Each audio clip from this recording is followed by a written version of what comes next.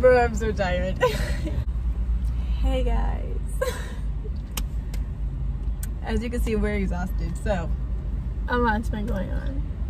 That's why we haven't been so with the videos, because I feel like we were like about to get on top of it, and then it's so like much once stuff we just happened. Once and we then get like, there, it's like boom, something else comes up. Well, just as I thought, trash. So we're coming out with a video today that you wanted. It's the editing video, like in detail of the pictures that we took. We're gonna show you how to get your pictures from this to that. So I'm just gonna screen record on my phone. We do use 2 different apps. Brie will do one and I'll do one, and we'll just put it up on the screen next so you can kind of like see what we do. Yep. But other than that, let's get into the video. Oh, first thing first, you're gonna open up Tezza, the app. Let me actually put my screen record on because that would be kind of helpful. It's like what a month? It's like $190. I think it's $199 a month, and you have maybe 20, maybe 15 filters you can pick from. You can edit videos, filter videos, you can filter pictures, whatever it is. They do have a free version though, but like I said, if you want to get the most out of the app, it's only like $199. It's $199. We use the $199 filters. We don't use all the free filters. Yeah. So I'm just gonna go ahead. You can see the ones next to it on here are already edited. One thing I do like about Tezza is all you have to do is edit one picture, and you can copy and paste it to the rest of your pictures, so you don't have to like go one by one editing the same picture over and over and it's over. It's a lifesaver. Right. So you only have to do one, and then if there's different lighting, you kind of can adjust it to your liking. But other than that, it makes editing so much easier. So I'm gonna go ahead and do this one. And okay, so for this one, I'll show you all the filters. So scroll, you can see them. There's a lot. I usually always go with Yum or Indo, but for this particular picture, I liked Vintage too, which is this one.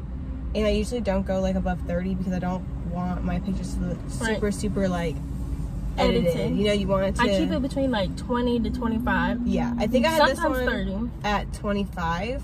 So I'm just gonna do that. You can see like it didn't really change it too much. Natural lighting is key for your photos. If you use natural lighting, you don't have to edit that much. No. Another thing is, this is just for this particular picture. Obviously, with different pictures and different lighting, different filters and adjustments need to be made for those pictures. But for the video's sake, this is how we did these. Then there's the button right next to it, and this is gonna have like all your lighting and stuff for it. I put it in my notes so I can remember. So you're gonna see me opening it, whatever. So I have my exposure at 5. So put that up to 5, just kind of brighten it. But you don't want to look overexposed, or you're gonna look like a light bright. Yeah, overexposed and brightens the whole, like the outside of the picture, but it's kind of the whole at the same time. You can tell the difference between brightness and exposure. So I usually put brightness down and exposure up, but for this particular picture, I put both of them up. I only put the brightness on 2, just because it looked good with this. Let's see. So then I did contrast, and I did +10 on that one, so it just went up. That made kind of like our shirt look more darker, our hair look darker, because like I said, the lighting did kind of almost give it a washed out look. So it just kind of like brought color back into it. Then I did shadow, and I actually put it down, so I did -9 on that. And like you can see, like if we went back up, if you like hold the picture, you can see like everything looks just way too bright. So I had to actually go the opposite way, and I did to like 9. Ooh, that's not it. That's not it. There we go. Highlight, I always put highlight down. I rarely ever put highlight up, and that's because with our skin tones and stuff, it makes us look tanner, and it makes us look weird if it's up. So again, I did. You'd be looking like a carrot. Yeah. So like you can see in the picture, if we move up, it doesn't look as good as it going down. It gives us more of just a natural look on that. And then of course saturation. You want to give the picture like vibrancy. A little bit. But you don't want to look orange. Now you can make yourself look real orange, like you just got a bad spray tan, like Donald Trump. You gotta be very careful. Don't take it too far with the saturation. Sometimes I notice a lot of people who are a little bit paler than us. The saturation it'd be looking like And if you cheap are, spray tan. Like a little bit paler, if you bring the highlight down, it'll give you a more tan look without looking orange.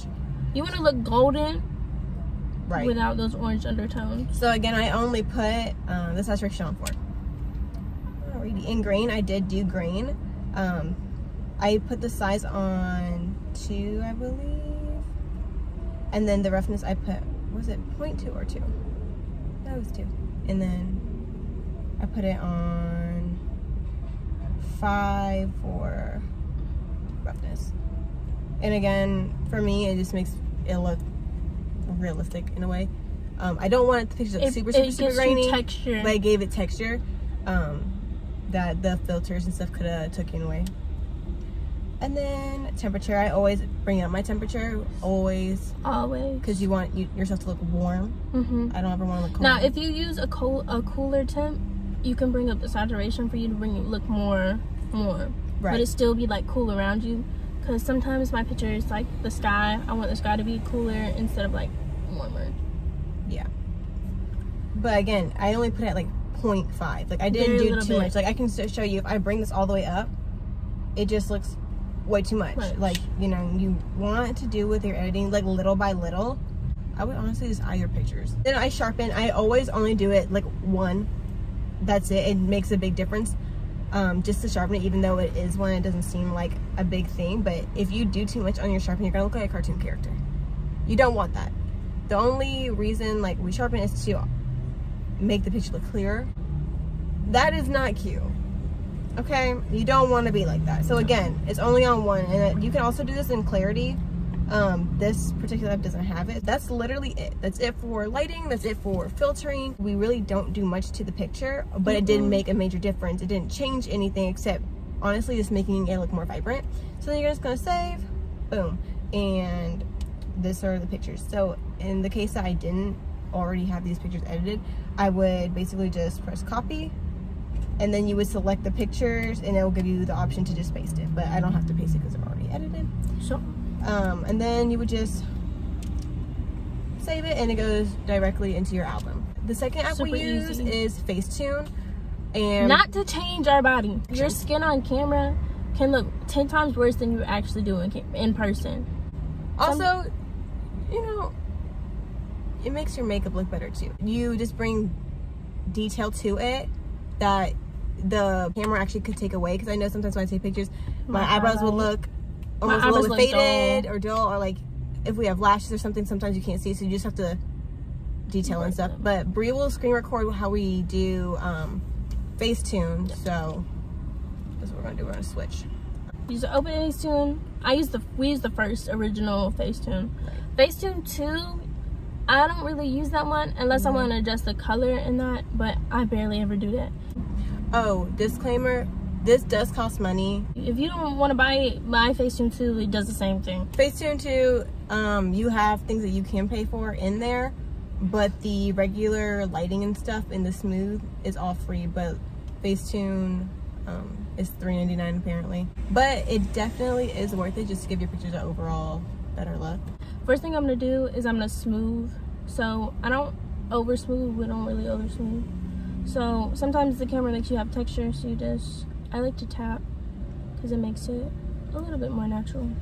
Also, if you go ham with the smooth, it's almost going to make your face look like blurry, and you don't want to take away actual facial features like maybe like a jawline or like your cheekbones. Like you don't want to make that super smooth where it ends up changing your face. Right. You don't want to look like a glazed donut.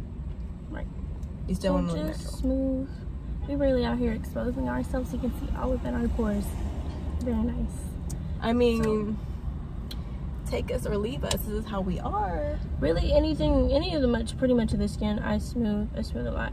Really, mostly your face. Because yeah, that's actually really important, because I notice a lot of people, when I see people's pictures, they'll smooth their face. Face looks good, you know, like it looks very nice. But then you go down to their neck or arms, and like you can the see face like doesn't match. It doesn't match the texture of like their neck.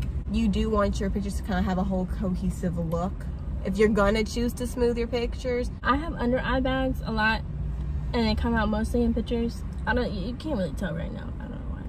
But sometimes my eyes be looking dead. So I like to smooth the crap out of that. I mean, sometimes you can still see, but I don't really care because who won't check me?